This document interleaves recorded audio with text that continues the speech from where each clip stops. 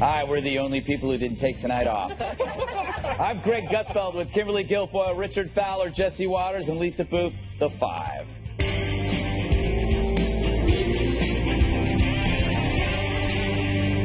All right, Sunday, President Trump retweeted a video of him wrestling Vince McMahon, Vince's head being replaced by the CNN logo. Bet you haven't seen it yet. It was silly, harmless nonsense, yet people lost their minds. Sorry, did I say people? I meant humorless libs who ignore real incitement but take issue with this.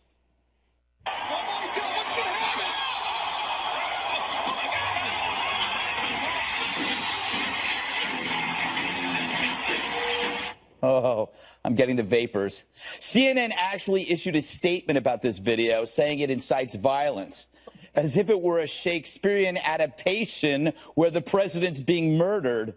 Fareed Zakaria of CNN called that a masterpiece. Even sadder, CNN's hairless hall monitor, Brian Stelter, asks if Trump violated Twitter's hateful conduct policy in order to get him thrown off. The turgid tattletale said this.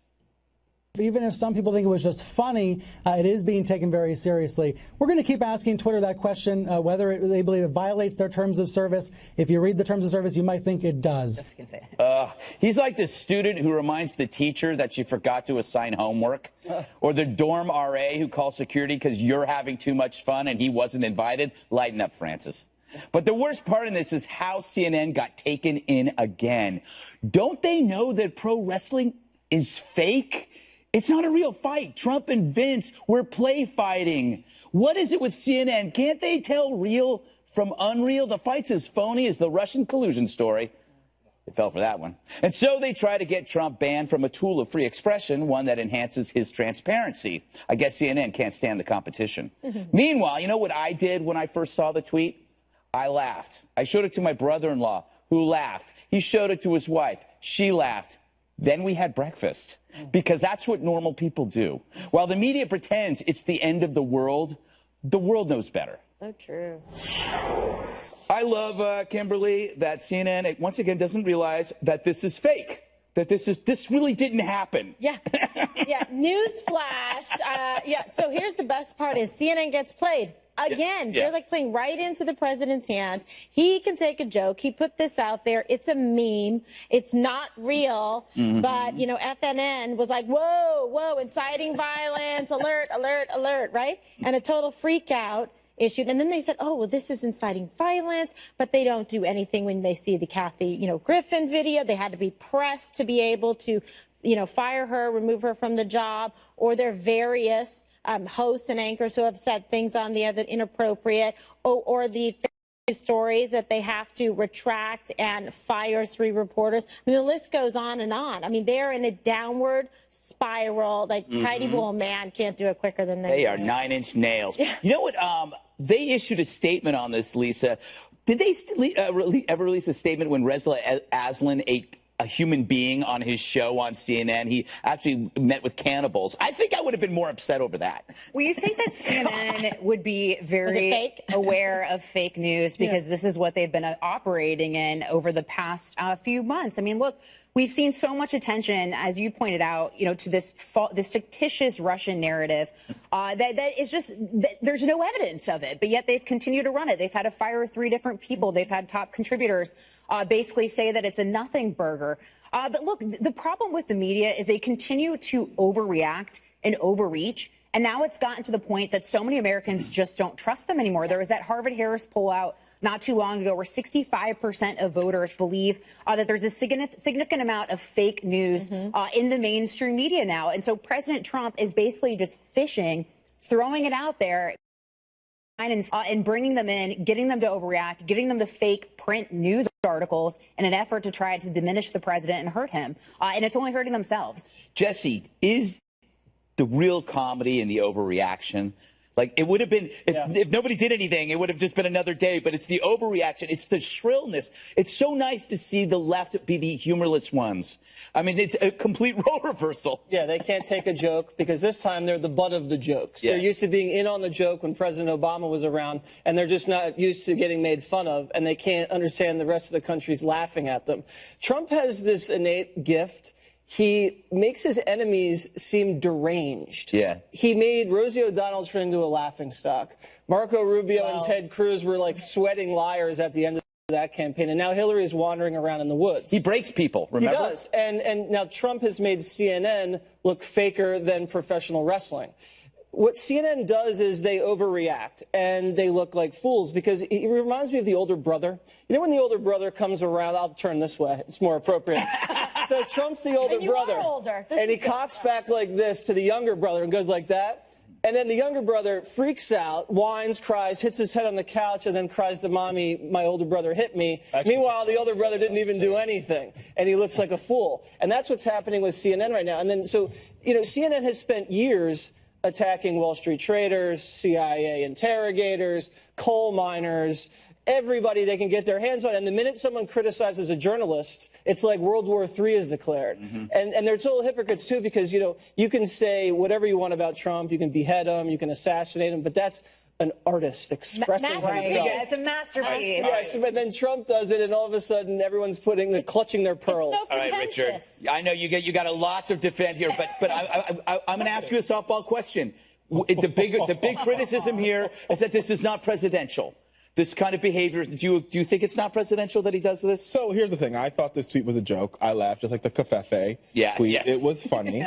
But let's make this very clear. He's not Whoopi Goldberg, or he's not Dave Chappelle, or he's not Adam Sandler. He's the president of the United States. And to some extent, maybe I'm the only one at this table that has an ounce of common sense that says the president tweeting stuff out like this is just a tad bit problematic. Well, I think Trump's funnier than Whoopi Goldberg, actually. Problematic. But here, let me respond to that. Bit. Is it possible that he is operating under a new set of rules, and the media has yet to understand it while they're at the trough of the tweets? They still condemn him. No, I get that. But here's the thing. I think every president before him, even Republicans who they make me want to vomit, right? Like even some Republicans, Republican presidential candidates who make me want to vomit. But here's one thing that all of them got, all 44 prior to 45, is there is me as the man, and there is the office of presidency of the United States. Donald Trump Even Bill Clinton? I would even argue that Bill Clinton did, because here's what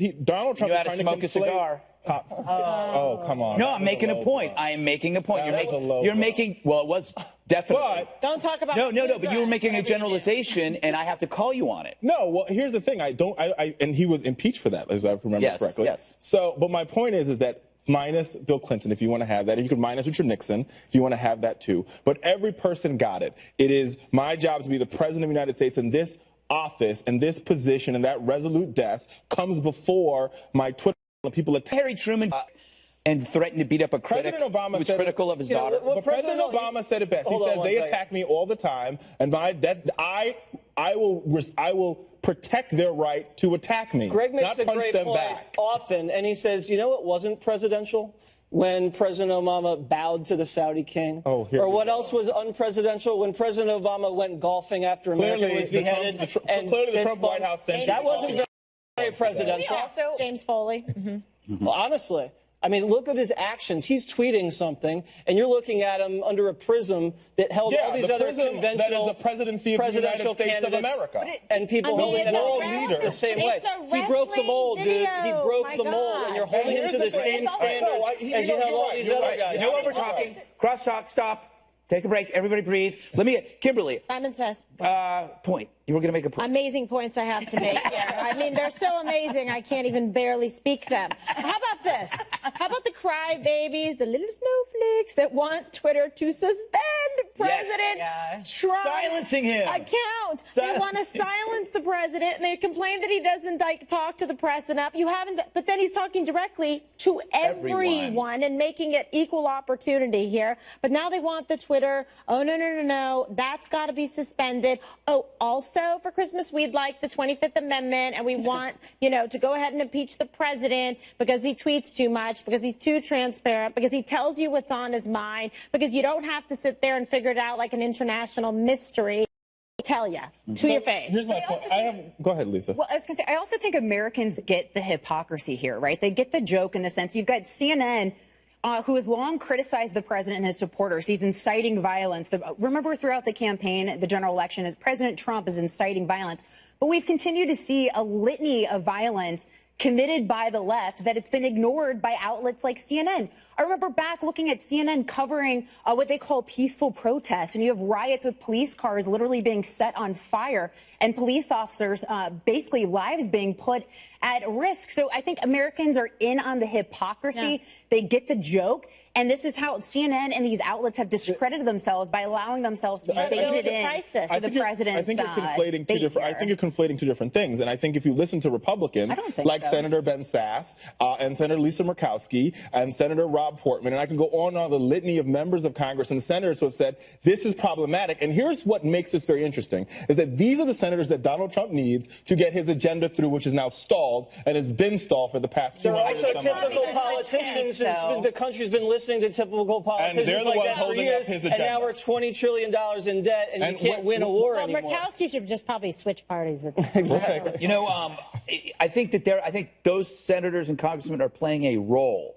They realize we're just going to do this, but actually he's not going to stop doing it, and it's not so bad because he's still getting stuff done. You know, he did sign 4 bills last week, and I think last time I checked, ISIS is almost gone. They're now, you know, on the ropes, and he promised that. They got that's the world's that's the most important promise he made. Good. He's bad on the small things, great on the big things. No, I beg to differ on that. He promised infrastructure, $1 trillion infrastructure package, nothing done on it. He promised tax reform. Nothing done on it. Repeal and replace, we're still waiting. He promised to beat Hillary Clinton, and guess what? He did. And he did nothing else in his agenda. If he does nothing else except beating Hillary, I think a lot of people will be happy.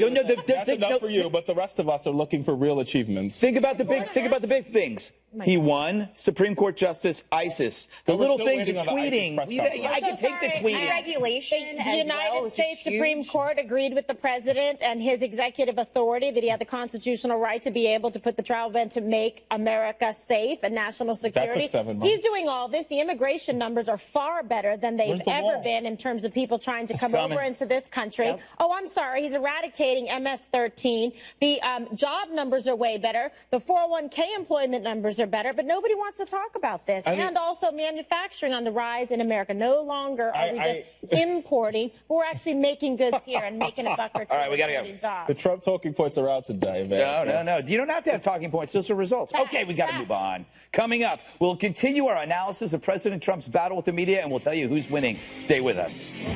Welcome back. President Trump's critics want him to stay off Twitter, but Mr. Trump says that's not happening anytime soon. With the president tweeting on Saturday, quote, "My use of social media is not presidential. It's modern day presidential." And take a listen to what the president said over the weekend. The fake media is trying to silence us, but we will not let them, because the people know the truth. The fake media tried to stop us from going to the White House, but I'm president and they're not. Greg? That he is redefining discourse, and it has been very hard for a lot of people, including myself, during the campaign, to keep up or understand it. You came around. Yeah, but it took me a while. Did. But I don't think it's a problem when you think about how much of the culture has been redefined by the left over the last 4 decades. I mean, we have 72 pronouns, you know, we have different bathrooms and campus speech. Basically, language in general has been redefined by liberals. So it's about time that maybe somebody like this redefined popular political discourse. But we also have to admit, the media and Donald Trump love each other. This is a codependent relationship. They're like the couple who screams in public at Walmart, but you know they scream in the bedroom too, because the passion is there. They love each. Like, he would be bored without them, and they would be bored without him, and they can't turn back. A little bit of like True Romance with like Christian Slater. Yes. And a little bit of killing too. Exactly. And if you're into that kind they of never thing, last very long. Yes, just ask Greg. Sounds like there's some speaking from experience there. I don't know. Exactly. I had some time. Truth serum in the Unicorn Cup. So what do you make of this? The president really has redefined, discourse. And by the way, he did this during the campaign as a candidate Trump in terms of use of social media. And he's got a powerful weapon round through the media, who, by the way, is held in such low regard.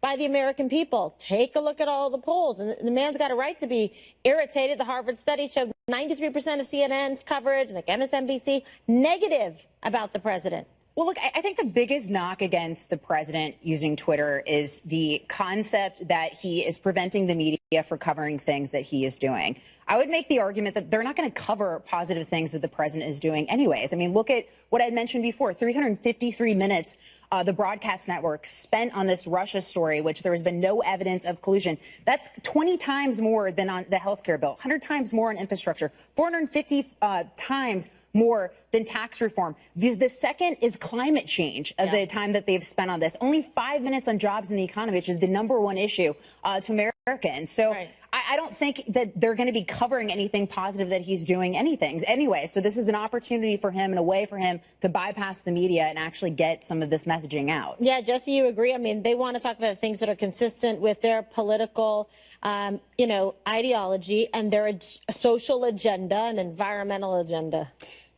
Yeah, Lisa made a great point. There's a guy, I think Charlie Gard is a 10-month-old baby. He's in Great Britain right now. He's on life support, and President Trump tweeted today, we'd like to help this young baby because right now courts are possibly saying we're going to have to pull the plug and it's a life or death situation. The Pope even weighed in supporting President Trump, and that's being buried, and everybody wants to talk about the wrestling video. So there is some of that too, but in terms of the tweeting, I think Trump is a phenomenon. He's a force of nature. You can't control him. He's just like a whirling dervish. He trusts his instincts. His instincts got him to the White House, and I think he's not going to go back on those instincts anymore. And I think when he veers off into these kind of fights with people, I feel like he believes that's useful. He doesn't do anything that he doesn't think is useful. And I think right now, currently, he thinks stuffing CNN in a locker is useful to his long-term agenda and to the American people, because when you browbeat CNN, when you delegitimize them, or when you help CNN delegitimize themselves, they're weaker. People trust them less, and they're not able to lie about him and his agenda on a daily basis. So I think, the Democrats have really not been in power since November because they lost pretty much everything. And now the media has really taken on the role of the true opponent. So he believes fighting the media serves his best interests, and so far I believe it's working. He also likes to distract him, Richard, to say, okay, well, when you did the Mika tweet and then the wrestling people are talking about CNN, they were talking about Mika and Joe, instead of talking about, oh, the Republicans didn't have the votes to get health care done before 4th of July, or the issues, the concerns that were going on, with North Korea. He was very much aware of those things being in play and thought, okay, well, here you go. I get all of that. I just have two things on this. Strategy. Right. I get the strategy. I get that, I guess. But here's a larger point. So I remember larger than mine? Doubtful. Yes, yes. Impossible. 2 times the size. Prove it. Easy. Once you go black. Oh, man. Careful. Anyway. Help us, Jesus. Here's the larger point. Yes. Ever since I've grown up, I've always looked up to the President of the United States. Now, the question I always have is, would I want my children, I don't have any now, but would I want my children to model Donald Trump, where he makes fun of women, which he did to Mika, everybody could admit that. That wasn't sexist. I never said it was Equal sexist. opportunity offender. I think he would have said it about you should praise him Joe for that. if he was... You should say, I like the fact that he No, I don't like doesn't the fact. see a gender. I think that it's the job of the president to be above the fray on a lot of things. Do you want your son to grow up to be like Jimmy Carter? Not to mention, I mean, Jimmy come Carter on. is a humanitarian and a legend for that matter. Terrible president. The answer is yes. But, and he's fighting for world peace right now. He'll probably fight for world peace. How's that working out? Fight a little harder. And he's a cancer survivor, so let's stop making fun of the former president, Jimmy Carter. No, we weren't. And so, but the larger point is this. Every president who's come in, whether Democrat or Republican, George Bush is the best example of this, is when they come in, they win with their base and usually try to expand their base and try to talk to all Americans. What we've seen from this president, and the polls pointed out, is he has not expanded his base at all. He's stick to the, you voted for me. He doesn't need to expand it. He won 3 blue states. Yeah, but he's got to expand his base. He expanded it during the election. He expanded it right into Hillary's territory. 100% of his Hillary was time. sleeping in the Scooby van. He spends 100% of his time talking to the 45% of Americans that voted for him. And that's problematic, whether you like it or not, because he represents all Americans, whether they're Democrats or Republican. And this language and the overuse of Twitter and this sort of acting like a 10-year-old on a playground is wrong, and it's not presidential. If it's hurting him, then why do all the Democrats tell him to stop? all those tweets, if a ninth grader in high school had tweeted what he tweeted about Mika Brzezinski, they would have gotten suspended for cyberbullying. I have to disagree with that. He is read the code of conduct. He is no different than anybody else when he's on Twitter and the media complaining about this. It's like a drunk who blames his problems on booze. They scream about the tweets, but you guzzle them down anyway. By the way, I'm noticing a change in how people address Trump. Now they're going after his state of mind. It used to be he was evil, then he was corrupt, then he was incompetent. Now they're saying he's crazy. What's going to happen to them when all of a sudden the media wakes up and sees that he did some really good things? Like when ISIS is gone, are you going to still call him crazy? Are you going to still be mad about his tweets? Yeah. You made a great point on Friday night when you said you're fine with it because ISIS is getting incinerated, basically. Real quick. Well, if the media ignored it, he probably would stop doing it too. So yes, it's like the drinking people problem. that elected him, you elected him. You want him. This is who he is. He's not going to radically change his personality or, anything really about him. I'm just, honestly, don't hold your breath. I'm not. Because he doesn't get tired of winning. A Washington Post writer just back from Syria says President Trump's strategy to defeat ISIS, Greg, is working. I said so. You're going to hear from him next. A Washington Post columnist recently traveled to Syria and had some good news for President Trump to report. As I traveled across Syria, meeting with Syrian fighters who were trying to take down the regime of Bashar al-Assad, every time the name President Trump was mentioned, there were cheers from the audience. The big attacks that have taken place around Raqqa, one in particular, a surprise landing by helicopter, I was told by the top U.S. commanders would not have taken place hadn't been for President Trump's decision to delegate military authorities down to the level of command.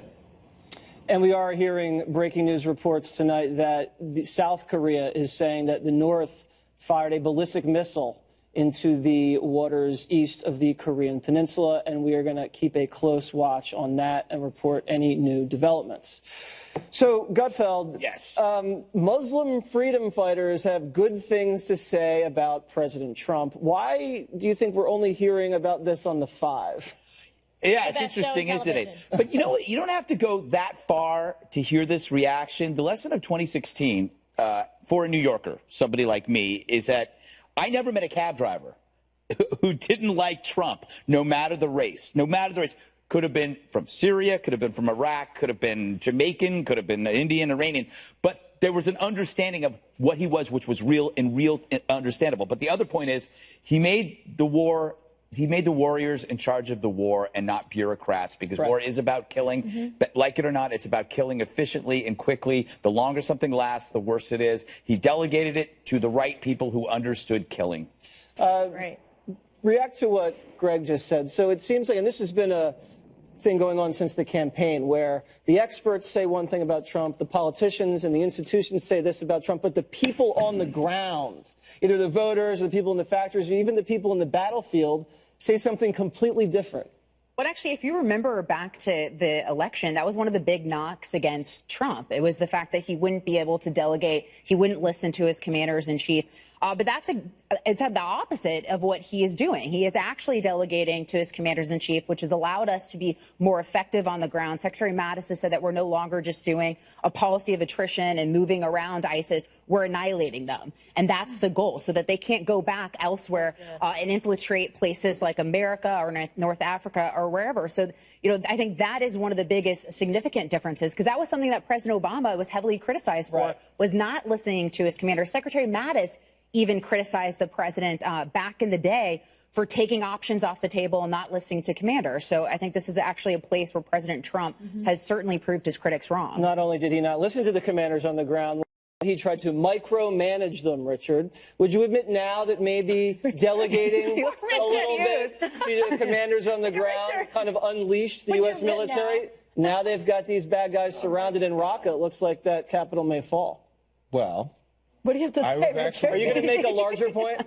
No, I was actually going to say I agree with Trump's strategy in Syria. Excellent. But that's enough. Okay, Kimberly. Not so fast. Don't move too fast. Okay, I don't. Meanwhile, back at the ranch, we have other problems, right? We have a G20 meeting where Tillerson has said they're going to yield to Putin to figure out what to do with Bashar al-Assad. I think that's problematic because we already know that al-Assad and Putin are best buds, and so I don't want the Russians having anything to do with Assad.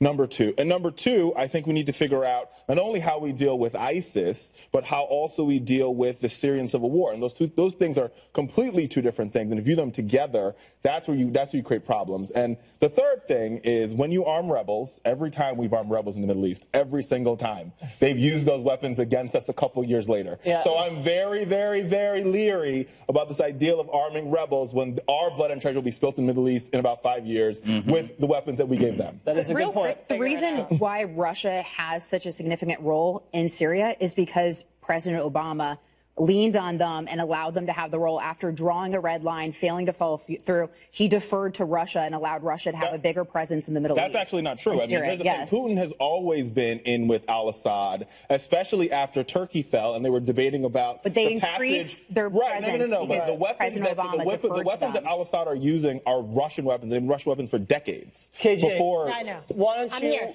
analyze the current situation and speak to what Richard just said. So here's the deal. So first of all, I just want to say to, David Ignatius, the Washington Post, I thought that was excellent reporting. He actually was courageous and, by the way, told the truth and a story that was favorable and honest and accurate about what's going on over there. And it's true that Raqqa is surrounded now. So that's something that's very important because that's going to be a huge win to be able to take that back. By the way, President Trump should be cheered by the Kurdish forces and the Free Syrian Army because guess what? He's actually honoring his word. President Obama did turn his back on them, didn't want to arm them because he was afraid that the Iranian mullahs would not sign his precious nuclear agreement, okay? So we turned our back, and anybody who operates in the intelligence community or special operatives will tell you how shameful that was, that they literally saw the top generals like slaughtered because they weren't given the air cover. Now they've got the weapons, they've got the air cover in combination with the rules of engagement.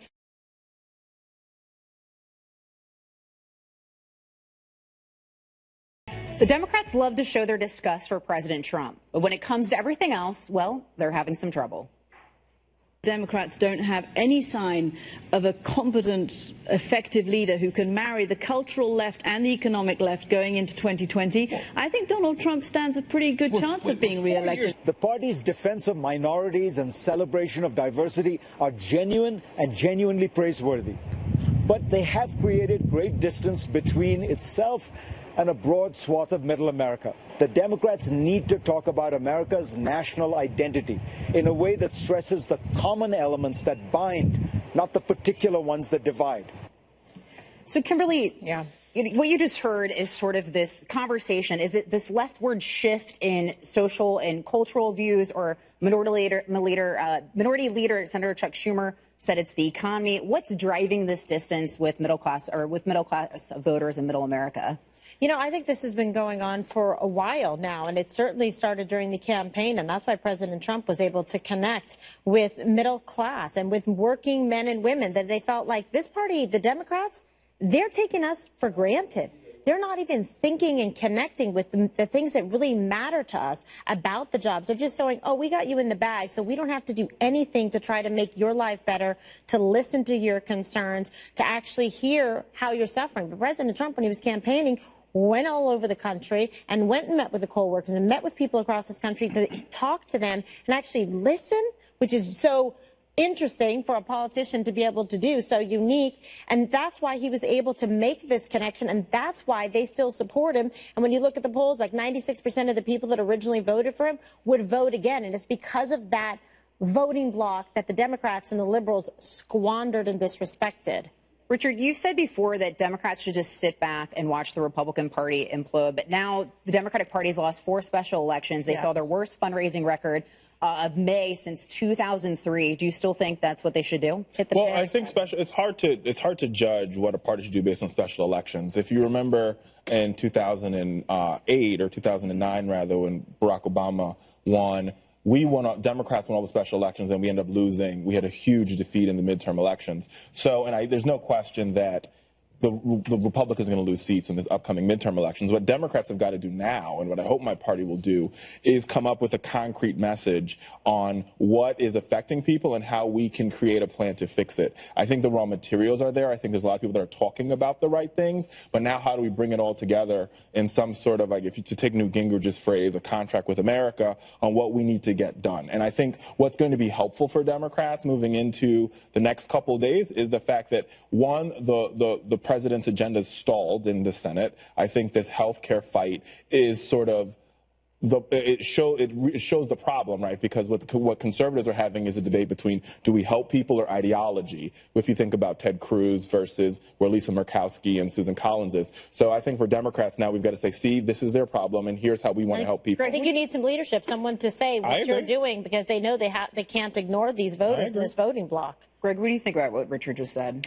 I thought what he said made a lot of sense for once. I might say it's problematic, but that's his word.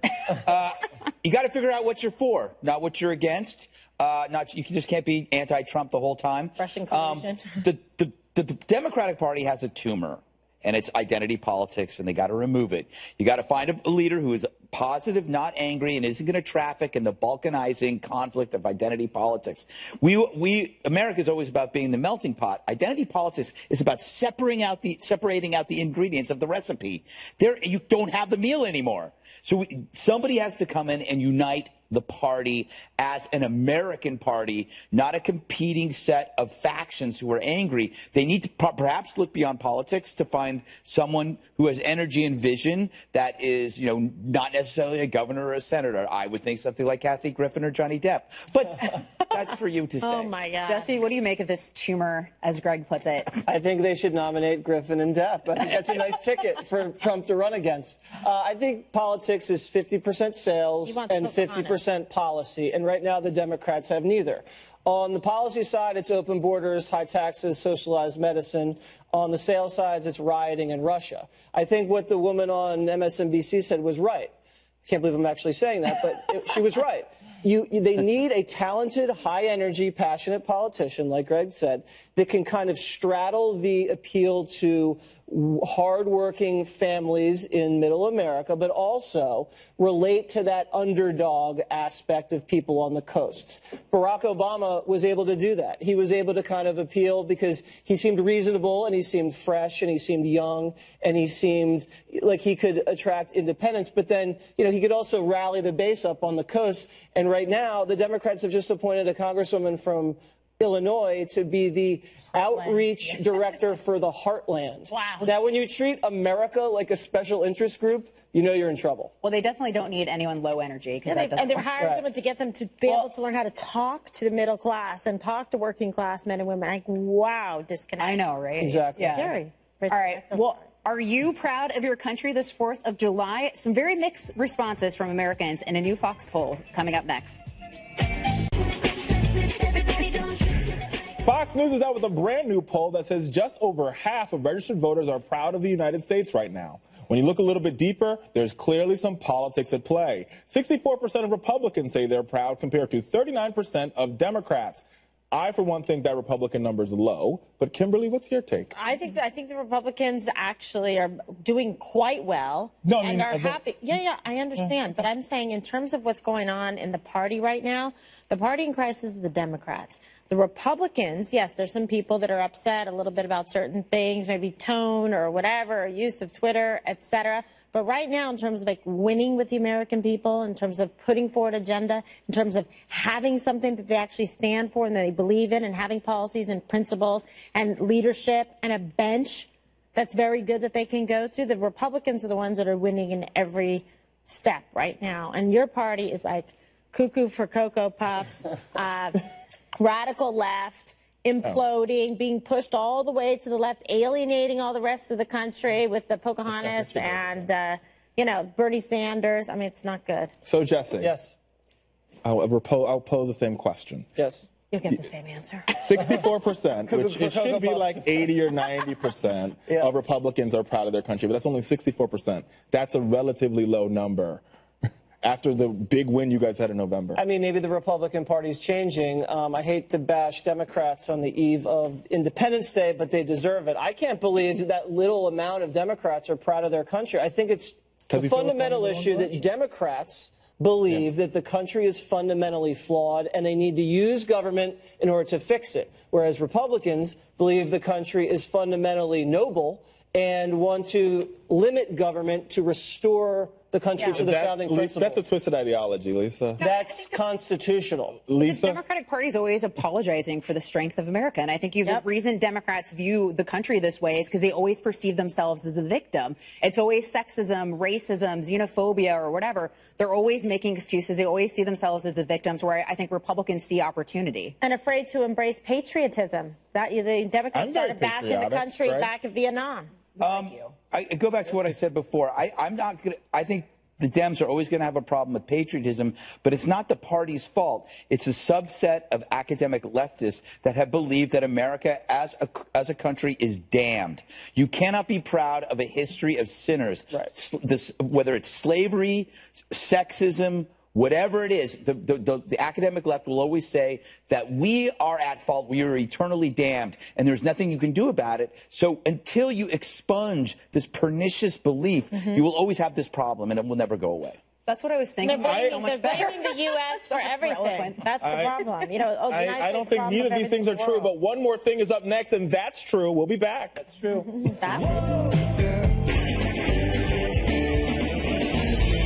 Time for one more thing, Kimberly. Hi, thank you so much. I'll go now. So I have an all-star lineup, almost exceeding the amazing sensationalism of the five tonight. So I'm in for my good friend Sean Hannity, 10 p.m. in a matter of minutes, with Mike Huckabee, Dinesh D'Souza, DeRoy Murdoch, Dr. Gina Loudon, Dr. Mark Siegel, Greg Jarrett, Kristen Tate, and Lionel. I think you guys are going to like a fantastic show. Excellent work. Well, it is time for this.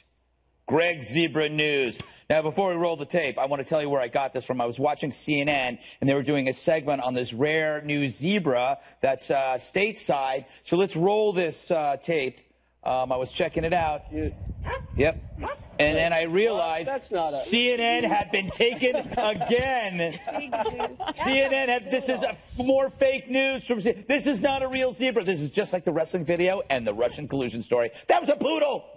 I kid the CNNers. Gosh, I hope that washed You know, Brian Stelter rides that to work. Oh, my God. Yes, he does. He does. All right, Jesse. All right, in honor of July 4th tomorrow, Jesse's tanning tips. Why don't I get it?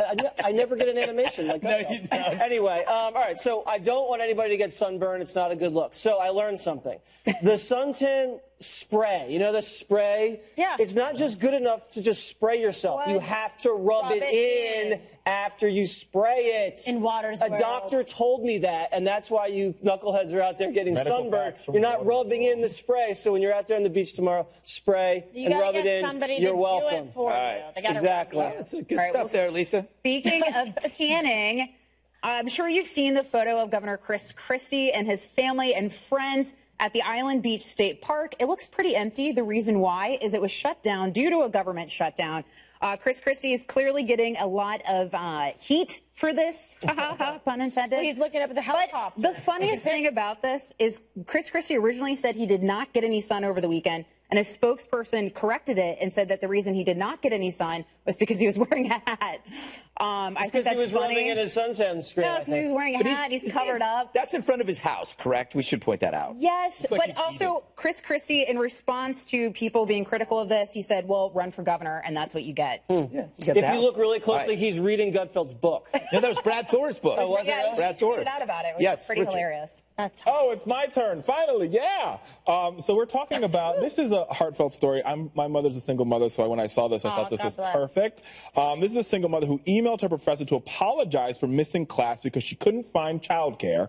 And here's what her professor said. Her professor said, why don't you just bring the kid to class with you? In the future, if you're having trouble finding someone to watch Corbin, feel free to bring her with you to class. Now, this is from the Tennessee University, and they're studying therapeutic recreation for children. So Corbin gets to come to class. And there's so many working mothers out there this 4th of July. We got to go. We got to move on. To them. Have a happy 4th of July. I'm not even drinking. Tune in tomorrow for our big Independence Day special. Hannity's up next. Kimberly is going to be in for Sean.